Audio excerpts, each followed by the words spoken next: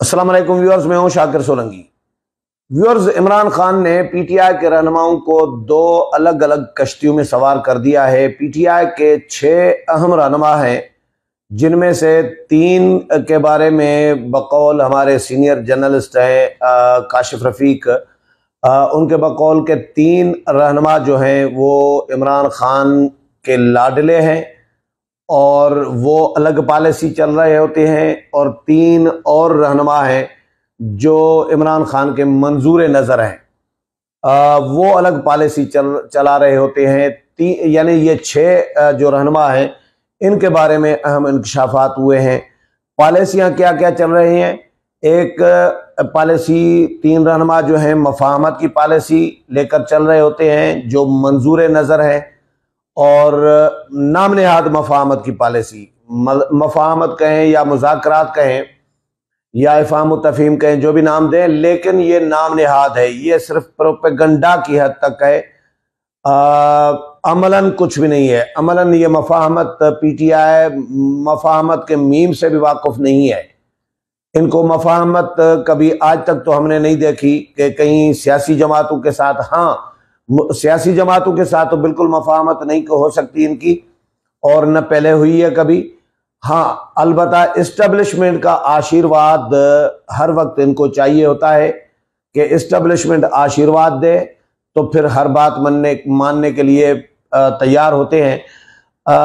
दूसरे, ये सिर्फ प्रोपेगंडा के हद तक मफाहमत।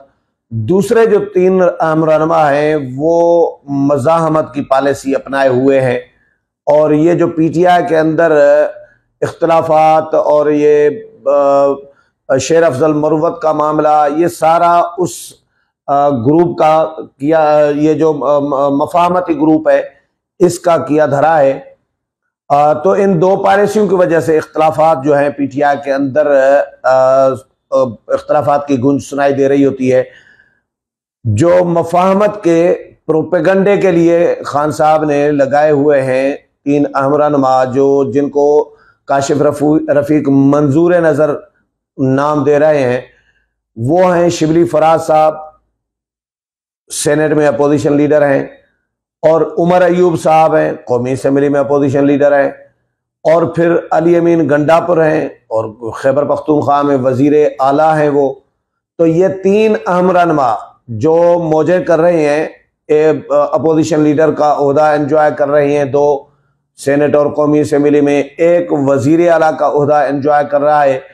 तो इनको लगाया गया है कि भाई आप प्रोपेगंडा करें कि इस्टेब्लिशमेंट के साथ हमारी मफाहमत हो रही है या मुज़ाकरात हो रहे हैं, कहीं थोड़ा बहुत हल्का फुल्का किसी से राब्ता भी इनका अगर हो जाता है तो उस राब्ते को भी ये नाम दे रहे होते हैं कि जी मुज़ाकरात हो रहे हैं, मफाहमत हो रही है, खान साहब जल्द रिहा हो जाएंगे। अवाम को, सिर्फ वोटर को इंगेज रखना होता है, अपने यूथे वर्कर को इंगेज रखना होता है, अवाम को बेवकूफ़ बनाना होता है इनके बकौल। क्योंकि शहरयार आफरीदी ने दावा किया था ना, शहरयार आफरीदी ने दावा किया, फिर उन्होंने कहा कि जी इस्टेब्लिशमेंट के साथ हमारी मफाहमत हो रही है। फिर खान साहब ने मुज़ाकरात के लिए एक कमेटी तश्कील दी, और कमेटी में ये 3 बंदे थे, शिबली फराज थे, उमर अयूब थे, और अली अमीन गंडापुर। खान साहब ने कहा कि मुज़ाकरात का अख्तियार, मैंडेट इन 3 रहनुमाओं के पास होगा कि इस्टेब्लिशमेंट के साथ मुज़ाकरात कब करने हैं, कब करने हैं, क्या मुज़ाकरात करने हैं, क्या मामला तय करने हैं, ये अख्तियार और मैंडेट इन 3 रहनुमाओं को होगा। ये खान साहब ने कमेटी कायम की थी। बाद में फिर DGISPR ने जो प्रेस कॉन्फ्रेंस की, तो पीटीआई का जो दावा था वो ठुस हो गया, और उनका झूठ जो है वो साबित हो गया कि ये झूठ बोल रहे थे, प्रोपेगंडा ही कर रहे थे।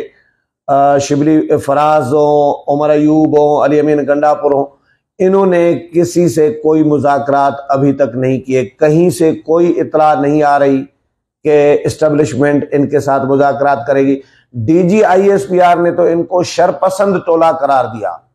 उन्होंने तो कहा कि भाई ये शरपसंद टोला है जिन्होंने शुहदा की बेहुरमती की है, शुहदा के यादगारों की बेहुरमती की है, शुहदा के वरसा की तौहीन की है, फौजी तनसीबात पर इन्होंने हमले कराए हैं। तो ये शरपसंद टोला, इनके साथ हम कैसे मुज़ाकरात इस्टेब्लिशमेंट कर सकती है? और मुज़ाकरात करना सियासी जमातों का काम है, फौज का इस्टेब्लिशमेंट का काम नहीं है, ये भी उन्होंने कहा। हालांकि पसे पर्दा वो अलग बात है कि हो रहे होते हैं। ये सारी जमातें, सियासी जमातें, ये आशीर्वाद से आ रही होती हैं, और ये जो एहतजाज में होती हैं सियासी जमातें, वो भी इसलिए एहतजाज में होती हैं क्योंकि उन पर इस्टेब्लिशमेंट का आशीर्वाद नहीं होता। जिन पर इस्टेब्लिशमेंट का आशीर्वाद होता है वो इक़्तिदार में होती है, वो एहतजाज में नहीं होती, और जिन पर आशीर्वाद नहीं होता वो रोडों पर आ जाती है कि जी जमहूरियत को खतरा है, इस मुल्क को खतरा है, और सिस्टम को खतरा है, फौज मुदाखलत बंद करे। ये सच्ची बात तो ये है, यही है। खान साहब भी जब इस्टेब्लिशमेंट का जब तक आशीर्वाद था तब तक आर्मी चीफ को, उस वक़्त के आर्मी चीफ को, जनरल बाजवा को, जो शहरयार आफरीदी साहब हैं, उन्होंने बाप का दर्जा दिया था, बाप करार दिया था, बाप बनाया हुआ था। प्रेस कॉन्फ्रेंस में उन्होंने कहा था, ये सारी प्रेस कॉन्फ्रेंस सबने सुनी है, मैंने भी सुनी है, पढ़ी है अभी भी यूट्यूब पे, तो सोशल मीडिया पे। तो उन्होंने कहा था कि ये आर्मी चीफ जनरल बाजवा हमारे बाप की तरह हैं और हम उनके बच्चे हैं। जिस तरह बाप डांटता है बच्चों को, समझाता है, रहनुमाई करता है, इस तरह वो हमारी रहनुमाई कर रहे हैं, यानी इनडायरेक्टली बाप ही करार दे दिया ना। तो जब आशीर्वाद था तब ये बाप करार दे रहे होते थे, जब आशीर्वाद नहीं, और जब इनके केसेस खुले, जब ये मुल्क तबाह कर रहे थे। और बाजवा साहब के साथ हजार इख्तलाफात रखे जा सकते हैं, लेकिन बाजवा साहब ने एक काम तो बड़ा जबरदस्त करके गए, वो ये कि वो एतराफ़ करके गए कि सियासत में मुदाखलत हमारी होती रही है, फौज की होती रही है, एस्टेब्लिशमेंट की होती रही है, आइंदा नहीं होनी चाहिए और नहीं होगी। ये बात उन्होंने कमिटमेंट तो की थी, लेकिन वो अलग बात है, उस पर अमल दरामद नहीं हुआ। लेकिन बाजवा साहब क्लियर तो करके गए चीज़ों को, इमरान खान को भी गंदा करके गए, पीटीआई को भी गंदा करके गए, किस तरह उनको आशीर्वाद में उन्होंने चलाया और किस तरह इक़्तिदार दिलवाया, ये सारी कहानी सामने आ चुकी। तो ये अब खान साहब जेल में हैं, तो ये प्रोपेगेंडा की टीम और प्रोपेगेंडा मशीन जो है, बकौल एतजाज अहसन साहब के जीजी ब्रिगेड, वो इस गालम गलोच ब्रिगेड का नाम देते हैं। वो तो चलो नून लीग के लिए शायद उन दिनों में रखा था नाम ये, लेकिन ये नाम इस वक्त पीटीआई पर परफेक्ट नाम जचता है और सूट करता है कि जीजी ब्रिगेड, गालम गलोच ब्रिगेड, पीटीआई। तो ये ग्रुप हो गया एक, जो मफाहमत का राग अलाप रहा है, मफाहमत का प्रोपेगेंडा कर रहा है झूठा कि मफाहमत हो रही है, कर रही हैं, मुज़ाकरात करेंगे, ये सब झूठ बोला जा रहा है, कौम को बेवकूफ़ बनाया जा रहा है। इसी तरह दूसरा ग्रुप जो है, जो लाडला ग्रुप है, उसमें असद कैसर साहब हैं, रऊफ हसन साहब हैं और सैफुल्लाह नियाजी साहब हैं। सैफुल्लाह नियाजी के लिए कहा जा रहा है कि उनके बहुत सारे लोगों के साथ पार्टी में इख्तलाफात होते रहे हैं शुरू से लेके, लेकिन बहुत सारे लोग चले गए छोड़कर पार्टी। सैफुल्लाह नियाजी ने पार्टी अभी तक नहीं छोड़ी। सैफुल्लाह नियाजी इतने लाडले हैं इमरान खान के, इमरान नियाजी के, क्योंकि सैफुल्लाह नियाजी हैं तो इमरान नियाजी बनता है। तो इमरान नियाजी के इतने लाडले हैं सैफुल्लाह नियाजी साहब के, उनको पार्टी छोड़ने की जरूरत ही नहीं पड़ी, बाकी लोग छोड़ के चले गए। तो सैफुल्लाह नियाजी साहब, असद कैसर साहब और रऊफ हसन साहब, अभी असद कैसर का मैं कल ही बयान पढ़ रहा था, और वो कह रहे थे कि जी हम कोई मफाहमत नहीं करेंगे और हम लड़ेंगे, हम मरेंगे, हम मतलब इस तरह की बातें कर रहे हैं कि भाई हम मुकाबला करेंगे, मैदान में मुकाबला करेंगे। असद कैसर साहब की ये बयानबाजी भी हो रही है। रऊफ हसन साहब भी हर दूसरे तीसरे दिन प्रेस कॉन्फ्रेंस कर रहे हैं, तर्जुमान है पीटीआई के, और वो भी इसी तरह की ही बातें कर रहे होते हैं। तो उमर अयूब भी वैसे बयानबाजी तो कर रहे होते हैं, लेकिन मफाहमत के लिए, मुज़ाकरात के लिए इमरान खान ने उमर अयूब का भी नाम दिया है। तो ये लाडला ग्रुप जो है वो काम कर रहा है, मज़ाहमत का, तसादुम की पॉलिसी अपनाई हुई है उन्होंने, उसको फ़रोग़ दे रहे होते हैं, लोगों को भड़का रहे होते हैं, उकसा रहे होते हैं, लोगों को मिसगाइड जिसको कहें कर रहे होते हैं।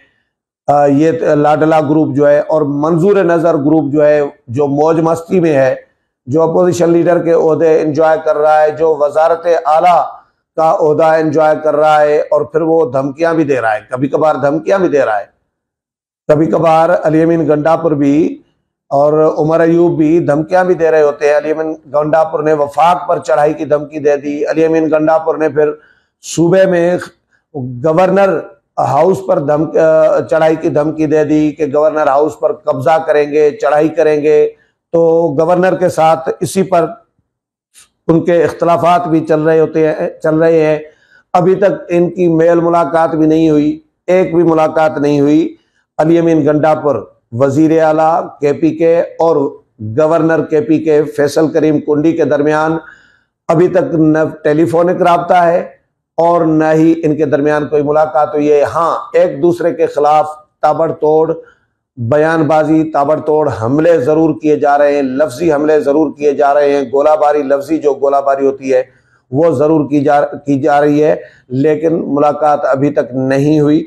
तो ये पीटीआई ने, खान साहब ने, ये 6 सियासतदान इन 2 अलग अलग कश्तियों में सवार कर दिए हैं, ताकि एक पॉलिसी अगर कामयाब होती है मफाहमत की तो उस पर गामजन हो जाए, नहीं तो फिर अगर वो मफाहमत की पॉलिसी मुज़ाकरात के लिए अगर एस्टेब्लिशमेंट घास नहीं डालती हमें, तो फिर मज़ाहमत के लिए भी लोगों को उकसाया जाता रहे, ताकि लोग तैयार रहे कि बाहर निकलना भी है, किसी भी वक्त निकलना है। लेकिन फ़िलहाल मेरा ख्याल है कि दोनों पॉलिसियाँ इनकी कामयाब नहीं कही जा सकती।